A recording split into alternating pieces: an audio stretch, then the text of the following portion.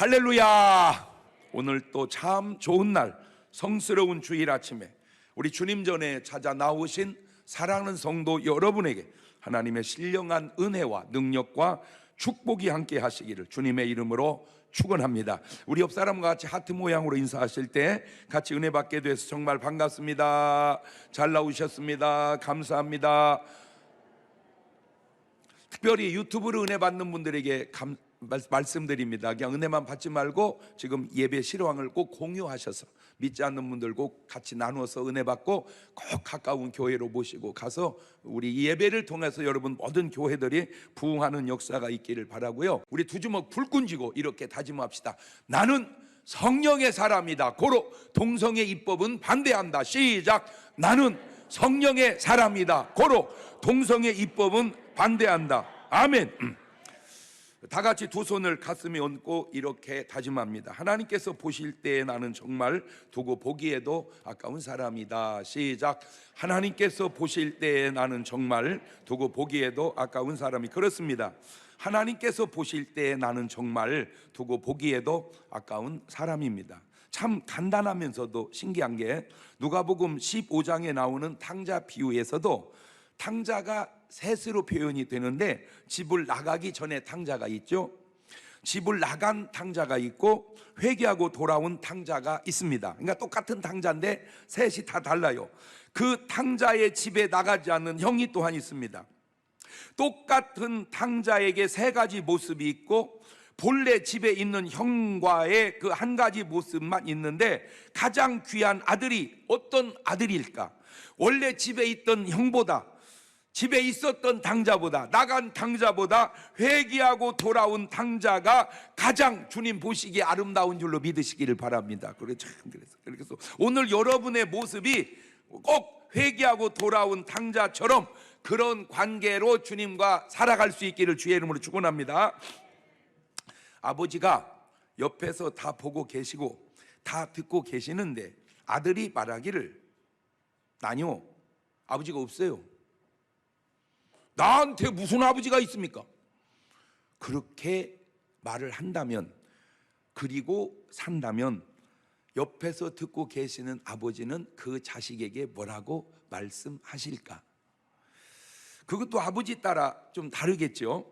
얘야, 애비 없이 네가 어디서 낳겠느냐? 애비가 있지 왜 없다고 그러느냐? 그러실까? 아니면 그렇게 점잖게 말씀하는 아버지도 계실 거고, 조금 과격한 아버지는 이런 싸가지 없는 놈, 야 임마, 애비 없이 임마 네가 어디서 나왔어? 하고 굉장히 꾸중하는 아버지도 계실 것이고, 또 어떤 아버지는 그러거나 말거나 그냥 아무 말 없이 상관하지 않는 아버지도 계실 텐데, 오늘 여러분 자식이 여러분을 없다고 하면 여러분은 어떻게 자식한테 할래요? 아버지 말고 엄마, 우리 엄마 없어요. 우리 엄마 어디 있어요? 나는 엄마 없이 살고요, 엄마 없이 태어났어요. 이렇게 말한다면 여러분은 그 자식에게 뭐라고 얘기할까? 그러다가 제가 우리 하나님은 그런 상황이 되면 뭐라고 하실까를 성경에서 찾았어요. 신기하게 그런 말씀이 있더라고요. 시편 10장 4절입니다. 아기는 그 교만한 얼굴로 말하기를 여호와께서 이를 감찰치 아니하신다 하며 그 모든 사상에 하나님이 없다 하나이다. 또 있습니다. 시편 14편 1절 이해합니다. 어리석은 자는 그 마음에 이르기를 하나님이 없다 하도다. 저희는 부패하고 소행이 가증하여 선을 행하는 자가 없도다. 여호와께서 하늘에서 인생을 굽어 살피사 지각이 있어 하나님을 찾는 자가 있는가 보려 하신즉 다 치우쳤으며 다 함께 더러운 자가 되고 선을 행하는 자가 없으니 하나도 없도다. 하나님이 없다, 그렇게 말하는 사람들의 공통점이 몇 가지 나오는데, 첫째는 교만하다는 것이고, 그래서 하는 말이 있죠. 천상천하 유아독존이라 이런 말 하죠. 그게 얼마나 교만한 말인 줄도 모른 채 우리는 그렇게 말하고 있습니다. 하나님이 안 보이니 부패하고, 소행이 가증하여 선을 행하는 자가 없고, 더러운 자이며 선을 행하는 자가 아니라는 거죠. 자, 제가 세계 4대 성인을 한번 살펴봤습니다.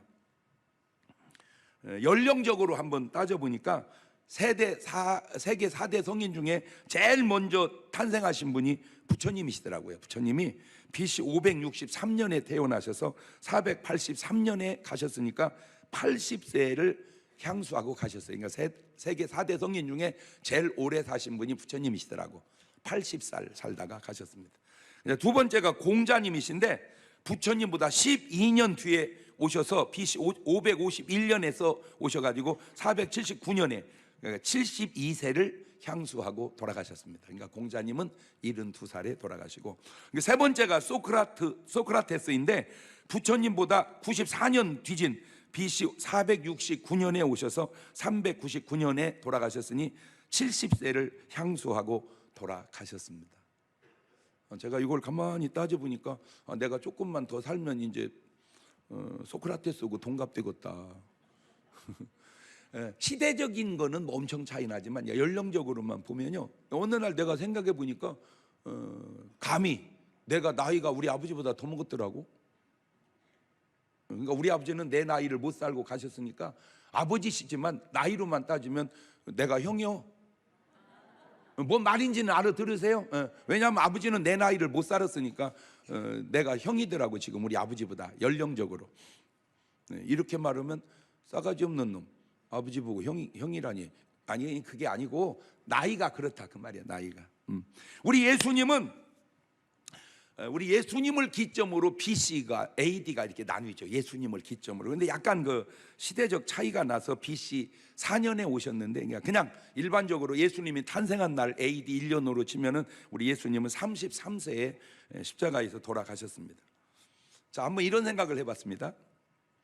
부처님이나 공자님이나 소크라테스나 예수님 시대에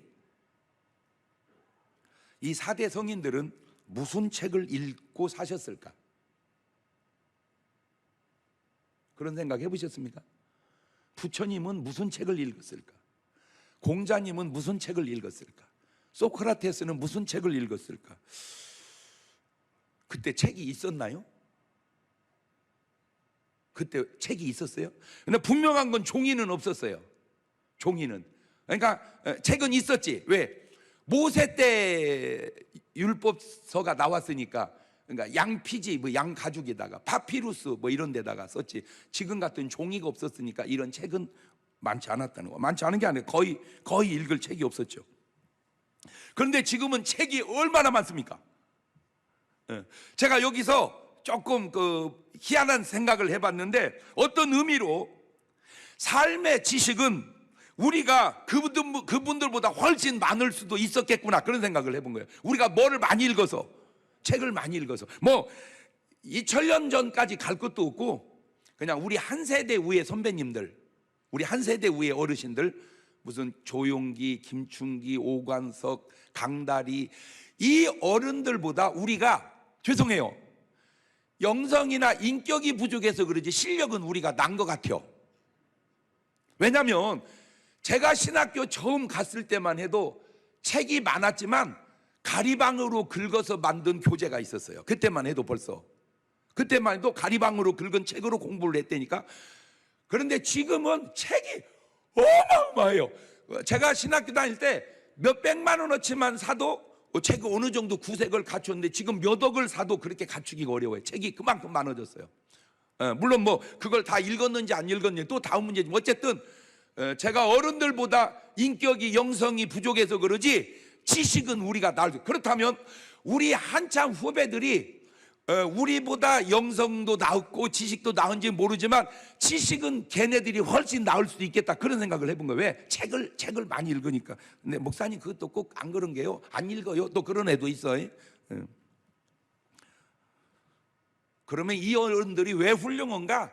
책을 많이 읽어서 훌륭한 게 아니고 깨달음이 있으셔서 훌륭하구나. 그러니까 그분들이 아는 지식은 책을 통한 지식이 아니고 뭘 통해서?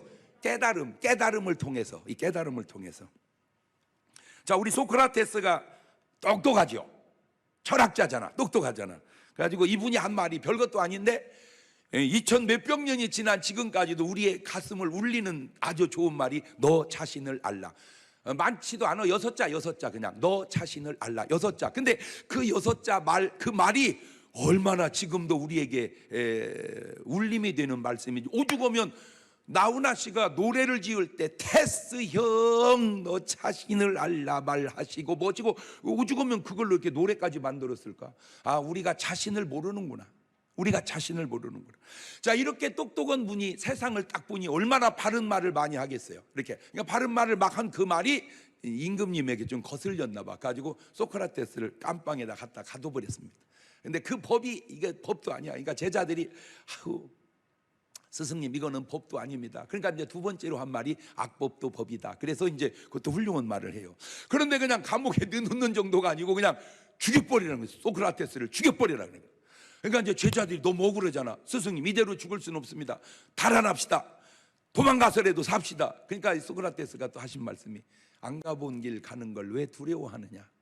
진짜 훌륭한 사람은 말이 훌륭해요. 안 가본 길 가는 거, 죽음이 안 가본 길이잖아. 그 안 가본 길 가는 걸 왜 두려워하느냐. 그 다음 얘기입니다. 아, 누군가 죽어본 사람이 있으면 물어볼 텐데 이거 물어볼 데가 없구나. 근데 그 말을 듣는 순간 왜 물어볼 데가 없어? 우리 예수님한테 물어보면 되지. 예수님 죽으셨다가 부활했잖아. 거기다 물어보면 되지. 그랬더니 왜 못 물어봤나 봤더니 예수님보다 몇백 년 더 먼저 왔다 가셨어. 한 460여 년 먼저 왔다 가셔서 물어볼 수가 없는 거예요. 그래서 그랬구나. 자, 우리 공자님도 하신 말씀이 너무너무 훌륭합니다. 야, 진짜 훌륭해요. 효는 백행지 일본이니라. 효라고 하는 것은 100가지 행실 중에 기본이 되느니라. 지나침은 모자람만 못하니라. 참 지금도 얼마나 우리가 많이 쓰는 말입니까? 지나침은 부족함만 못하니라. 획지어 천이면 무소도이 아니라 하늘의 죄를 지으면 빌 곳이 없느니라. 아, 그 참 성경과 거의 비슷한 뉘앙스를 풍기는 그런 좋은 말씀입니다. 도선자는 시오적이요 도학자는 시오산이라. 널 보고 잘한다 칭찬만 하면 그게 네 적인 줄 알고 너를 책망하고 못됐다 하거들랑 그게 네 스승인 줄 알아. 오, 그죠. 훌륭한 말입니다. 훌륭한 말입니다. 이 글이 어찌 보면 성경에 있는 예수님의 말씀과 하나님의 말씀과 상당히 비슷한 면을 느끼는 그런 말씀들을 많이 하셨어요. 지식의 본질이란 지식이 있으면 그것을 적용하는 것이고 지식이 없으면 자신의 무식함을 자기 스스로가 자백하는 것이로다. 이게 공자님이 이제 하신 말씀. 세 번째, 우리 석가모니 선생님이 하신 말씀, 아주 여러 가지 말 중에 아주 훌륭한 말이 제자들에게 가르친 말 가운데 두 가지인데 첫째는 진실이고 둘째는 이익이거다. 그래서 말하기 전에 그 말이 진실인가를 확인하고 그 후에 이익이 되는지를 살펴서 말을 하거라. 그러니까 아무리 진실해도 이익되지 않으면 말하지 마라, 그 얘기죠. 그래서 제가 이걸 또 네 박자로 풀어봤습니다. 진실하고 이익이 되면 1등, 진실은 한데 이익이 안 되면 2등, 거짓 진실하지 않은데 이익이 되면 3등, 진실하지도 않고 이익되지도 않으면 4등. 가능할까요? 시작.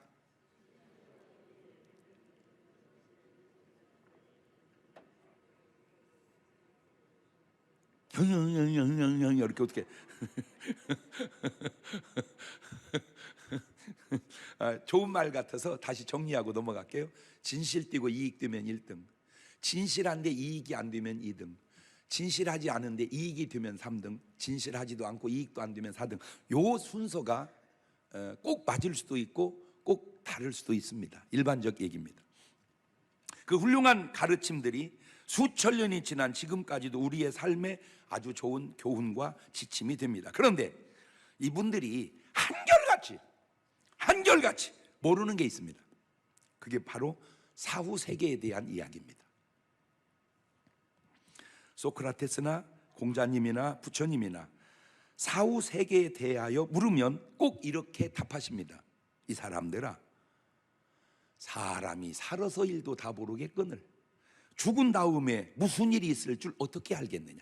요게 이분들의 공통적 답입니다. 자, 뭐 귀신을 섬기는 거에 대해서 물으니까 공자님이 이렇게 말합니다. 이 사람아, 산 사람 섬기기도 힘든데 어찌 죽은 귀신을 섬기려 하는가. 그래서 부처님의 일화 속에 이런 내용이 있습니다. 조금 더 얘기를 넓게 얘기하면, 스님들은 이제 절이나 어디 산 속에서 많이 이렇게 이제 연부를 하시잖아. 수행이랄까, 막 연부를 하세요. 그걸 하시다가 이제 가끔 시주를 하러 이게 보따리를 하나 이렇게 보따리를 들고 이렇게 이제 다니세요. 가지고 이제 지금도 그렇게 하시는지 모르지만 하여튼 이제 대문 앞에 딱 서가지고 마하반야바 이렇게 이제 하면은 그 불자들은 오셔서 이제 쌀을 주든지 뭐 또 용돈을 주든지 이렇게 해서 이제 시주를 해서 그놈을 이제 가지고 절간에 가서 이제 그걸로 생활도 하고 그러는데, 한 번은 이렇게 이제 시주를 하는데 웬 청년이 스님 예수 믿으세요 하고는 그 시주자루에다가 성경책을 쑥 집어 넣어버린 거예요. 우리야 성경책이 너무 좋고 하나님 말씀이지만 그분에게는 송충이 같이 싫을 수도 있잖아요. 그런데 그 규율상 이거를 중간에 빼내면 안 된대요. 중간에 뭘 빼내면 안 된대. 빼먹을까 봐서 그랬나. 하여튼 이거를 절간에 가지고 와서 해야지 중간에 그 빼내면 안 된대요. 그래서 이제 그 껄쩍지근은 그거를 계속 들고 시주를 끝나고 이제 절간에 와가지고 확 쏟아부으니까 쌀도 나오고 이제 거기서 성경책이 뚝 붉어져 나온 거야. 그러니까 이제 스님 마음에 이런 줄이 트를름 같으니라고. 아니 전도를 하면 일반인을 할 일이지 그래 스님을 전도는 놈이 어디 있어 이 고약한 놈 하다가 도대체 여기는 뭔 얘기가 써 있는 거냐 이제 그 궁금함이 생겼어요. 그래가지고 타르르르 보다가 딱 누가복음 7장 13절 이하를 보게 됐는데, 잘 보세요. 이분은 이제 원래는 그 불경을 보시는 분이잖아, 스님이니까. 근데 이제 불경의 내용 속에 이런 내용이 나옵니다. 과부의 아들이 죽었어요. 아이고 이런.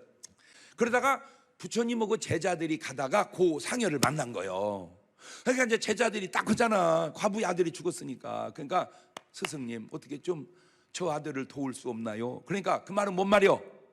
저 어떻게 살려줄 수 없냐 그 말이요. 그러니까 부처님이 상여를 멈추거라 하시더니 당신 아들 살리고 싶소? 내 아들만 살릴 수 있다면 뭐든지 하겠습니다. 그러면 빨리 마을로 내려가서 한 번도 상을 치룬 적이 없는 집에서 쌀을 한 줌씩 얻어다가 죽을 쏘먹이면 살아날 것이요 그런 거야. 그러니까 저는 불안게 내려가지고 집집마다 여보세요 이 집에 초상 치룬 적 없습니까? 왜요? 우리도 30년 전에 상을 치렀죠. 5년 전에 10년 전에 3년 전에 한 달 전에 5일 전에 다 동네를 다녀도 초상을 안 치룬 집이 없는 거예요. 그러니까 쌀을 구할 수가 없죠. 그냥 오신 거예요. 그래 쌀을 구했느냐? 못 구했습니다. 왜 못 구했느냐? 동네 다 다녀도 초상을 안 치룬 집이 없습니다. 그때 석가모니 선생님 하신 말씀이 운명입니다.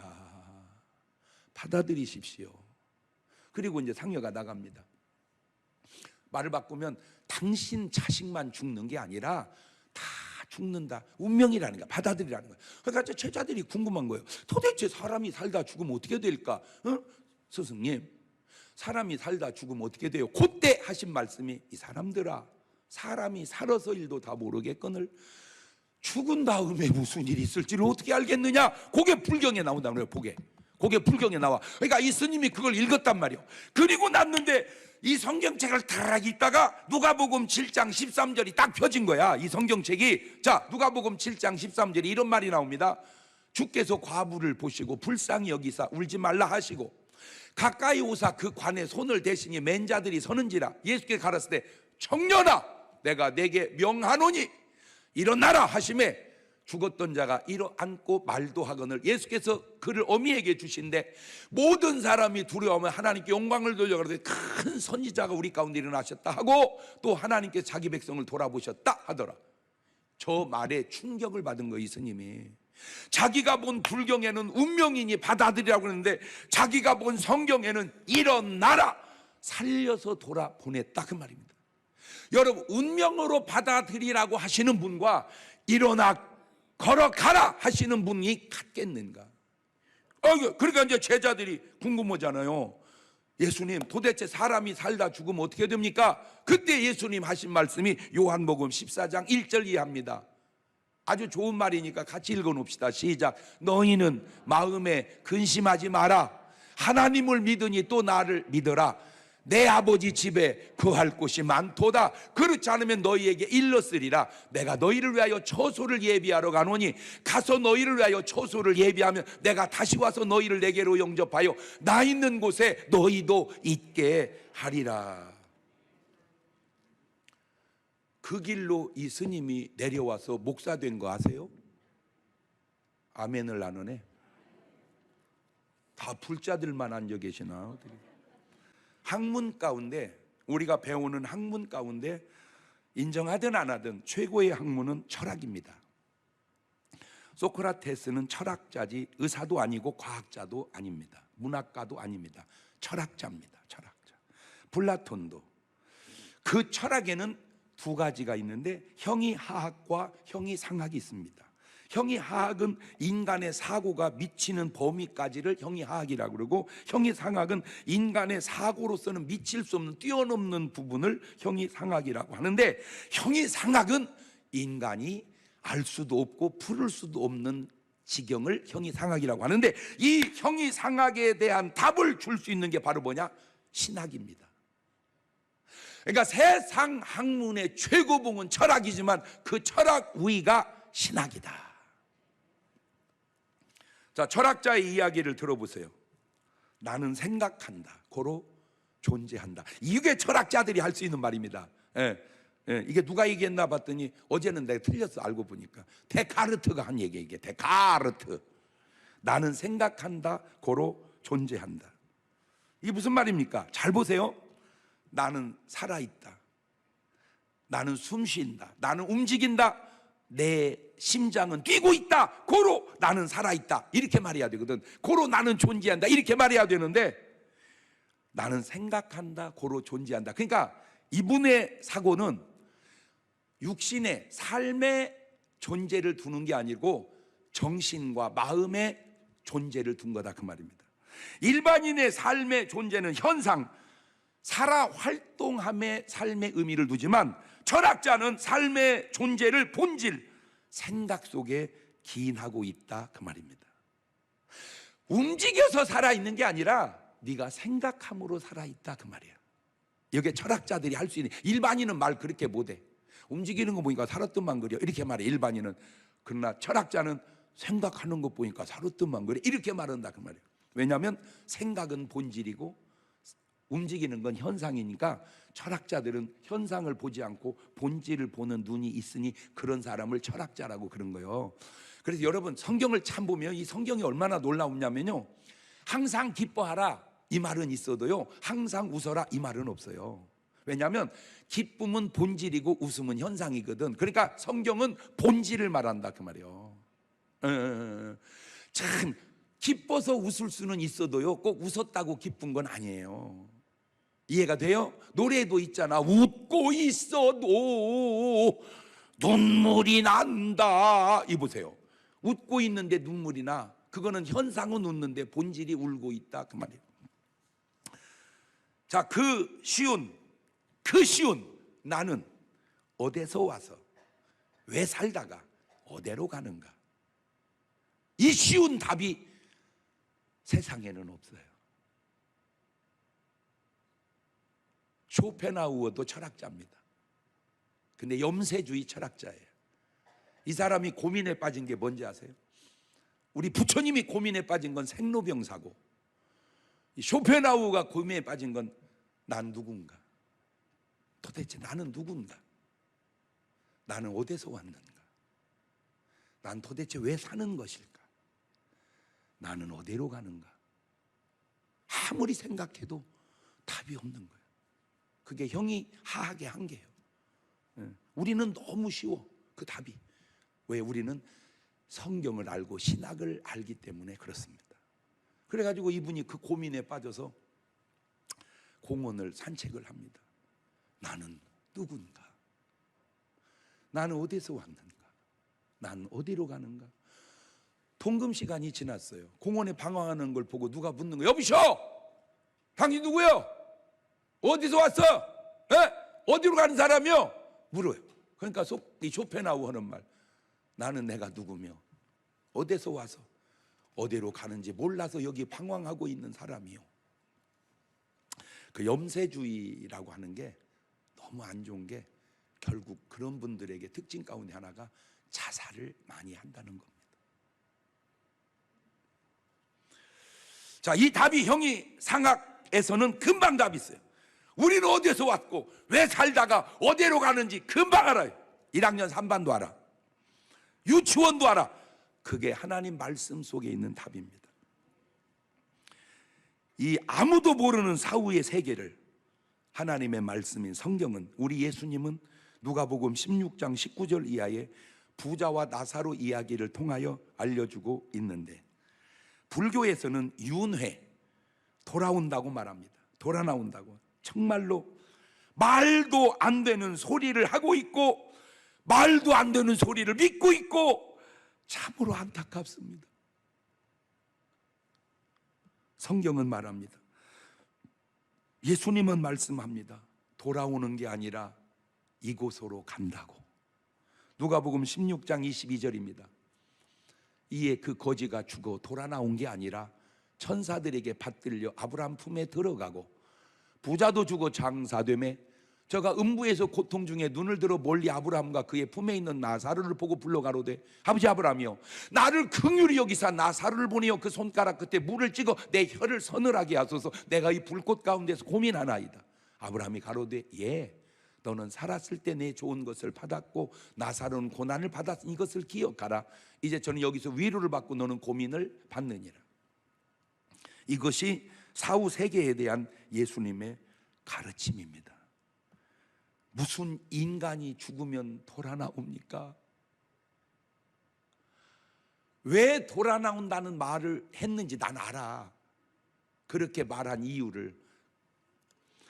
그러나 그거는 오해고 착각일 뿐이고, 진짜는 죽으면 돌아 나오는 게 아니라 구원받은 사람은 낙원을 지나 천국으로 가는 것이고, 구원받지 못하는 사람은 음부를 지나 지옥으로 가는 것이니 누구의 말을 듣고 믿는 것이 옳은 것인가? 불자들은 그렇게 존경하고 숭배하며 동상을 만들어 3000배를 하는 우리 부처님의 행태에 대해서 하나님은 이렇게 말씀하고 계십니다. 출애굽기 20장 4절 이하입니다. 너를 위하여 새긴 우상을 만들지 말고, 또 위로 하늘에 있는 것이나 아래로 땅에 있는 것이나 땅 아래 물속에 있는 것이 아무 형상이든지 만들지 말며 그것들에게 절하지 말며 그것들을 섬기지 마라. 나 여호와 너희 하나님은 질투하는 하나님인즉 나를 미워하는 자의 죄를 갚되 아비로부터 아들에게로 3, 4대까지 이르게 하거니와 나를 사랑하고 내 계명을 지키는 자에게는 1000대까지 은혜를 베푸느니라. 자, 다시 지금 본문은 이렇게 말씀하시네요. 시편 10장 4절에 악인은 그 교만한 얼굴로 말하기를 여호와께서 이를 감찰치 아니하신다 하며 그 모든 사상에 하나님이 없다 하나이다. 그 모든 사상에 하나님이 없다, 이 말은 무신론이다, 그 말이죠. 부처님이나 스님이나 해결해야 할 것 가운데 하나가 뭐냐? 108번뇌입니다. 그래서 염주알이 몇 개냐? 108개입니다. 한 날 넘겨가면서 번뇌를 없애는 것이 불교의 아주 중요한 가르침 중에 하나입니다. 그런데 저는 솔직하게 그냥 내 예수 믿으면서 도대체 번뇌가 무슨 108개나 되냐? 여러분 막 번뇌가 108개입니까? 자, 설령 우리에게 번뇌가 있다 한들 주님이 주신 처방 볼래요? 마태복음 11장 28절에 시작, 수고하고 무거운 짐진 자들아 다 내게로 오라 내가 너희를 쉬게 하리라. 우리가 인생 살면서 수고하고 무거운 짐이 있거들랑 그냥 주님 앞에 갖다 맡겨놓으시기를 바래요. 그게 신앙생활입니다. 그러니까 진정한 크리스찬은 수고하고 무거운 짐이 없는 게 아니라 있지만 누구한테 맡겨놓고 사는 거예요? 주님에게. 그게 크리스찬이요. 요한복음 14장 1절입니다. 같이 읽습니다. 시작. 너희는 마음에 근심하지 마라. 하나님을 믿으니 또 나를. 크리스찬은 근심이 있으면 안 돼요. 크리스찬은 근심이 있으면 진정한 크리스찬이 아니라, 왜? 주님께 맡기지 못했다, 주님을 믿지 못한다, 그 말이거든요. 빌립보서 4장 6절입니다 시작. 아무것도 염려하지 말고 오직 모든 일에 기도와 간구로 너희 구할 걸 감사함으로 하나님께 아뢰라. 그리하면 모든 지각에 뛰어난 하나님의 평강이 그리스도 예수 안에서 너희의 마음과 생각을 지키시리라. 이것이 크리스찬입니다. 그런데 도대체 이 108 번뇌에는 어디서 나오는 걸까? 그걸 드디어 내가 그 출처를 알아냈다니까. 그 출처를 사무엘상 16장 14절에 번뇌의 출처가 여기입니다. 시작. 여호와의 신이 사울에게서 떠나고 여호와의 부르신 악신이 그를 번뇌게. 아하, 번뇌는 악신의 산물이다. 아하, 번뇌는 악신의 산물이다. 시작. 그러니까 꼭 그런 건 아니지만 지금 저 구절을 들이다 댔을 때 오늘 여러분이 번뇌한다면 악신이 역사하고 있구나라고 한번 의심해 보라, 그 말이죠. 오늘 여러분이 염려 근심을 주님 앞에 맡기지 못하고 근심한다면 내가 주 안에 있는 것이 맞는지 점검해 보라, 이 말이에요. 다 그만두고 찬송 한 소절만 불러봐도 그냥 답이 나와. 주 안에 있는 나에게 딴 근심 있으랴. 십자가 밑에 나가 죄짐을 풀었네. 주님을 찬송하면서 할렐루야 할렐루야. 내 앞길 멀고 암해도 나 주님만 졸졸졸졸졸 따라가리. 그 두려움이 변하여 내 기도 되었고 전날에 한숨 변하여 내 노래 되었네. 이게 크리스찬이에요. 오늘 또 여러분이 아직도 걱정이 있다면, 아직도 잠을 못 잔다면 죄송해요, 지금 주 안에 있지 않다는 증거가 아닌가 돌아보자, 그 말입니다. 제가 오늘 또 계단 오르내리기 운동하면서 계속 강의를, 유튜브를 듣거든요. 아주 중요한 걸 또 하나 발견했는데, 여러분 다 그만두고 잠 못 잔다는 것은 굉장히 안 좋은 겁니다. 무조건 크리스찬은 그냥 입신 얻듯이 자야 됩니다. 여호와께서 사랑하시는 자에게 잠을 주시는도다. 여러분, 건강이 어디서 무너지는가? 여러 가지 중에 제일 무너지는 게 잠 못 자는 데서 무너지는 거예요. 잠을 자야 몸이 회복이 되는데 잠을 못 자니까, 그러니까 이 잠을 못 자게 하는 놈이 근심, 걱정, 스트레스, 그 배후의 악한 놈, 그걸 주님 앞에 맡기고, 하여튼 그냥 오늘부터 그냥 목사님 저는요 그냥 하루 종일 자요, 회개하세요. 그거는 게을러 터진 겁니다. 뭔 말이요, 모두가 똑같은 게 아니라니까. 저는요 목사님 24시간 자요, 회개하지, 회개. 참 신기한 게 있습니다.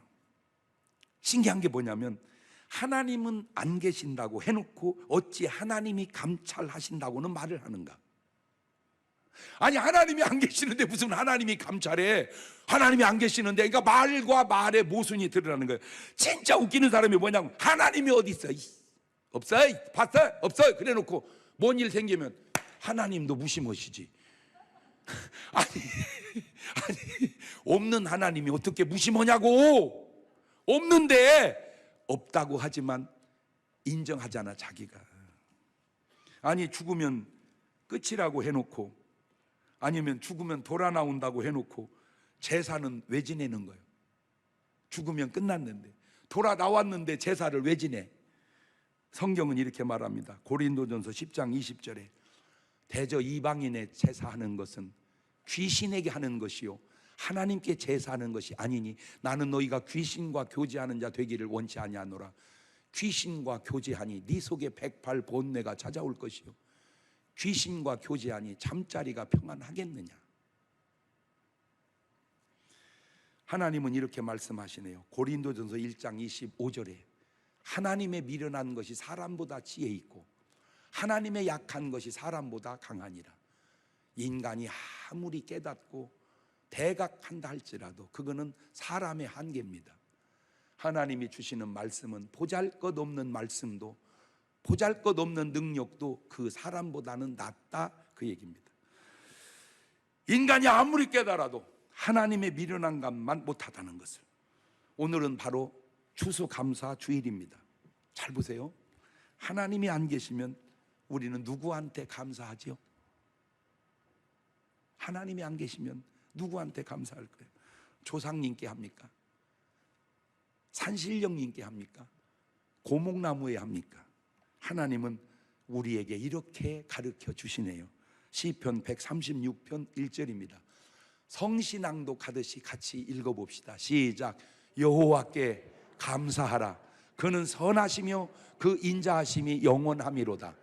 모든 신에 뛰어나신 하나님께 감사하라. 그 인자하심이 영원함이로다. 모든 주에 뛰어나신 주께 감사하라. 그 인자하심이 영원함이로다. 홀로 큰 기사를 행하시는 이에게 감사하라. 그 인자하심이 영원함이로다. 지혜로 하늘을 지으신 이에게 감사하라. 그 인자하심이 영원함이로다. 땅을 물 위에 펴신 이에게 감사하라. 그 인자하심이 영원함이로다. 그 빛들을 지으신 이에게 감사하라. 그 인자하심이 영원함이로다. 보세요. 태양을 지으신 하나님께 감사해야지 태양한테 감사하면 안 되지요. 그 태양을 만들어서 우리에게 비춰주시는 그 하나님께 감사해야지. 하나님께는 감사 안 하고 태양신이여 태양신이여. 그러면 태양이 얼마나 미안하겠어. 아이고 나한테 얘기하지 마. 나는 저분이 만든 거야. 왜 나한테 그래. 안 들려 그 소리가? 달을 지으신 이에게 감사해야지. 달님이여 달님이여 비나이다 비나이다. 달이 뭐라고 그래서 왜 그러세요? 나한테 그러지 마세요. 나를 지으신 그분에게 감사하세요. 달이 그 말 하는 게 안 들려요? 나 진짜 한다. 아까 말씀 비춰서 부처님 상을 만들면 부처님이 뭐라고 그런 줄 아세요? 왜 그러니 나한테 절하지 마라. 나한테 절하지 마라. 허리 아프겠다. 그 말이 안 들려옵니까? 모르겠어요. 나는 들려와요. 왜 나한테 절하니? 나를 지으신 하나님께 감사하거라. 저 해와 달과 별을 지으신 하나님께 감사하거라. 기도하십시다. 하나만 물어볼게요. 오늘 여러분은 누구한테 감사하며 사나요? 신기한 게 마귀한테 사로잡힌 사람에게 나타나는 특징 가운데 하나가 감사가 없다는 겁니다. 범사에 감사하면서 정신과 약 먹는 사람이 있나 보세요. 그렇게 감사하는 자세는 약 먹는 삶하고 맞지가 않습니다. 감사하세요. 그냥 감사하세요. 그러면 약이 끊어집니다. 우리 같이 올 한 해도 이 코로나19의 이 어려운 상황에서 지켜주신 주님께 감사 기도 한 2분 동안 드리도록 합니다. 감사하시고 거룩하신 하나님 아버지, 은혜를 고맙고 감사합니다. 감사합니다. 주님, 이 어려움 속에서도 지켜주시고 인도해 주시고 보호해 주셔서 감사합니다. 주님께 감사하며 오늘 추수감사 예배로 하나님께 드립니다. 하나님께서 저들의 모든 예배 받아주시고 저들의 삶에 하나님 넘친 은혜와 능력과 축복으로 함께하여 주옵소서. 지금은 우리 주 예수 그리스도의 은혜와 아버지 하나님 무한하신 사랑과 성령님 교통하심, 사랑하는 성도들 머리 위에 이제부터 영원토록 함께 하시기를 간절히 축원하옵나이다. 아멘.